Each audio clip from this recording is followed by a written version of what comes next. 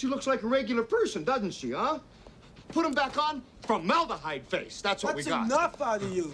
You get out or I call the cops. Call the cops? You know what you need? You need a Brazilian plastic surgeon. I've got one that can see. He's a tall, Caucasian male. Doesn't appear armed, wearing sunglasses. I don't like this one bit. There are aliens among us.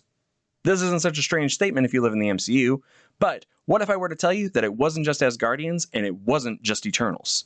There are actually several other sects of extraterrestrials running around out there. I believe the Earth is not only under invasion right now, but it has actually already been invaded. Let's dive into it in a closer look.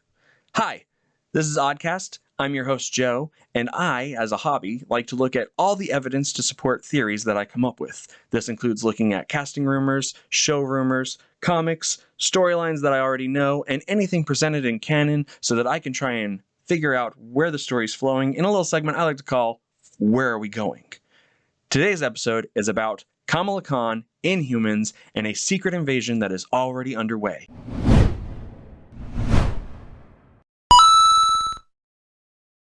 So, let's establish who our aliens are. We have, right out the jump, Asgardians. We know they're there. New Asgard's been established. Okay, cool, got it.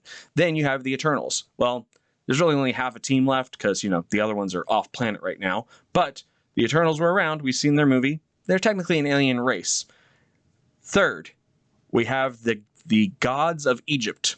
These are not actually extraterrestrial beings, but extra-dimensional beings, as established in Moon Knight's canon. So we know that they are walking among us. We also know that Bass established the city of Wakanda, and Wakanda is going to play an important role in the explanation that I come up with in a couple minutes. So, now that we've established that there are 3 alien races that are firmly cemented on Earth, let's establish the other 2. The one that is the most important to this is actually the Inhumans. That's right, I'm not going to classify them as human. After all, their name is Inhumans. That is because they are a cross of blood genetics. The Kree, these guys, and these guys, and these ones. So, Inhumans are humans who have a latent Kree blood or genetics inside of their body, making them not human, but instead bred to be stronger, faster, or just different in general. So, the Inhumans walk amongst us until they go through a thing known as Terrigenesis. Terrigenesis, of course, gives them their powers, unlocking it. Kind of like what the X gene does when you hit puberty, but a little bit more, you can see it happen. And the most famous of these Inhumans? Well, that would be Miss Marvel. Kamala Khan.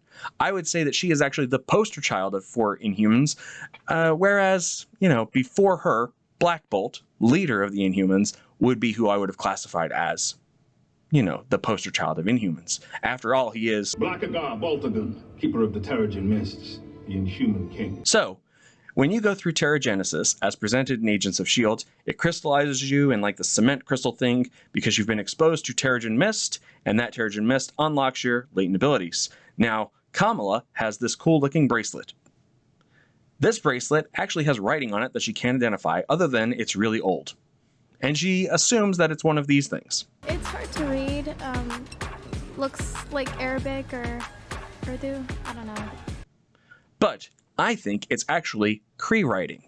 Now, here's where we're going to go into the theory pool. So, I think Kamala's powers are actually inhuman. After all, in episode 2, they do establish that her powers, like all the Disney princesses, come from within. So, if her powers are coming from within due to latent abilities, that means that I would assume her genetic code, much like that of Daisy or Quake, or much like that of Phil Coulson after he's been to Tahiti, has been altered with Kree genetic material. However, this Kree genetic material lies dormant until activated through Terrigenesis. Now, Terrigenesis can be controlled and manipulated, I believe, by this bracelet. After all, when it lights up, there are crystals on it. I think those are Terrigen crystals. Now, when you go through Terrigenesis, you enter into a crystallized state, much like what Kamala's powers look like. And if you look at her powers, to me, that looks like swirling mist. So I am going to propose this as my theory. Kamala Khan is an Inhuman, and when she put on the bracelet, she made contact with the other Inhumans. You remember this part? See all those other eyes looking at her? Now, some might assume that those are previous avatars, but I don't think so. I think those are the Inhumans, seeing that somebody else has activated the Terrigen Mist so that they can have their latent or dormant abilities. Now, we know in the comics that Kamala can actually embiggen herself. This looks similar to what Reed Richards can do, except it wasn't done by the powers cosmic, even though Kamala's hinted at Cosmic. her powers being cosmic. But I don't think that this is a cosmic band. I think this is just a band to tap into the Terrigen powers that are needed in order to make yourself experience your inhuman abilities. So, if the Inhumans are amongst us, why haven't we seen them? Well, here's where things get interesting. Disney always establishes a common theme which runs through an entirety of a show. They normally hint at it in the first couple episodes, and then they kind of run on it. For example, in Hawkeye, the running story was actually, can a normal person be a hero? And we find out at the end that the answer is yes, with a little bit of help branding themselves. Let's go. Your problem is branding. No, my problem is you. In WandaVision, it's about going through the stages of grief. Each show, like I said, has had its own issue. I think that Miss Marvel's issue is actually dealing with duality. So, you'll notice that she's one of the only heroes that we know of so far who's living a double life, similar to Spider-Man. She has her heroic personality, where she feels like her true self, and she has her unheroic, normal, kind of nerdy, geeky self. We like both of them, but they are separate. Her family life is separate from her school life. Do you see where I'm going with this? And her inhuman abilities set her apart from the rest of humanity. This is essentially a barrier in between them. Another word for barrier is partition. Even in her mosque, there's a separation of men and women through a barrier.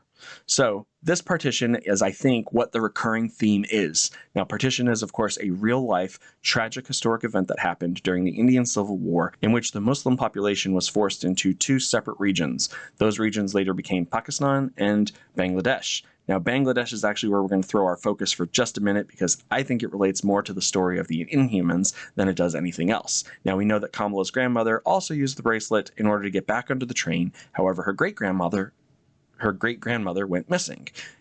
They said that she followed stars. I think that this is actually the result of the bracelet activating the Terrigen Mist so that she could have her abilities. Now, why would you seal them away? Why would you hide them? Well, if the Kree were hunting impurities, which is what Ronan was doing, you'd want to hide from the Kree. So I think the Inhumans hid amongst the now human population. However, during the Indian Civil War, they were found out and they were hunted. And I think that a certain Ancient One intervened. In this case, it wasn't the Ancient Ones being the Eternals, but I think the actual Ancient One. So, how could humanity just forget that there were superpowered individuals amongst them? Well, as we know from Spider-Man No Way Home, it's pretty easy to forget things, thanks to a little bit of magic. So, I think that the Inhumans used to walk amongst us and we knew about them. However, the sorcerer stepped in and erased us. After all, Bangladesh is neighbored by Nepal, and Nepal is home to Karmatage, sorcerer, sanctum, training, capital ground of the world. So I think that's why we don't remember them.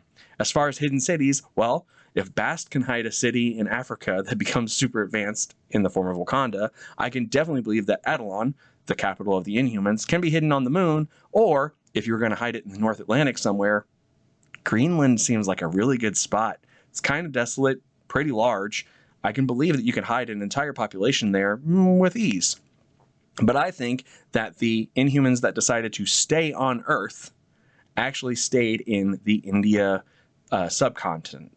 So if the city is hidden somewhere in Bangladesh, then that means that, in my mind anyways, it operates a little bit like Ta Lo. So Ta Lo is, of course, protected by that forest. It's only accessible during certain times. But I think the bracelet actually acts as a key, tying it to the outer dimensional space where the Inhumans are hidden, as opposed to the Inhumans that stayed on the moon in a highly developed futuristic society run by Black Bolt. And since the theme of the show is, of course, to deal with partitions, I believe that that means that at the end of the show, Kamala will find a way to embrace who she is, her power from within, which means that she will find a way to bridge the gap between her human self and her Kree self to become that Inhuman. She will bridge the gap between her American lifestyle that she wants and her Pakistani Muslim heritage that she has. And I think that she will bring Inhumans from their hidden pocket dimension into the real dimension where they can exist alongside humans. Not necessarily peacefully, but alongside, especially since Asgardians are kind of already doing it. Inhumans, however, are not the threat of this show. Even though Kamala is battling her duality, I think that the true duality of this all leads back to a war that we already know about, because the Kree aren't just at war with everybody, they are specifically trying to purge the universe of the Skrull. And we know that the Skrull have their own show coming out, Secret Invasion, in which they're finally going to be the villains that we all kind of remember them as being. So, how do we get there? That's the interesting part. I think we're already there. I think the Skrull have a new leader that is kind of hidden in the shadows, and I think she's going to be revealed during Secret Invasion, but I think we're already witnessing it. And I think that because I think this guy is a Skrull. After all, look at how hard up him and this girl are to hunt down the possibilities of a gifted or abilitied individual. Why would they be so interested unless they know that Inhumans walk amongst the humans, and the only way that you can tell them apart is because they have powers. So they are hunting down powered individuals to put an end to them. After all, they had specialized weaponry that could eliminate her abilities. They shot it with that gun and it went away. And they're using Edith-style drones, so I think that there's a lot more there, and they seemed really hard up for it. And when was the last time that you remember Damage Control? You know, the organization that cleans up after something, hunting down specialized individuals. They also wanted to stay off the radar of the FBI when they did their tri-state sweep. Why? Why can't the FBI know what you're doing? After all, you're all on the same team, aren't you? Although the FBI is also where Jimmy Woo is. He seems like a pretty good enforcer of the Sokovia Accords, so what's Damage Control hiding? Unless it's not Damage Control that's trying to hide, it is the Skrulls, at least the sect of them, because we know the other sect of Skrulls is in the FBI, thanks to the way that WandaVision ended. After all, the man upstairs wants to see you. But let me know what you guys think, because I want to hear it. Do you think aliens are amongst us? Do you think the Skrulls are already here? Do you think hostile forces are at work in the shadows? Because I certainly do. I want to hear from you in the comments. Let me know, and while you're down there, go ahead and hit that like and subscribe, and hit that little bell for notifications, and that way you'll know the next time that we post an episode. Thanks for joining. Stay safe out there.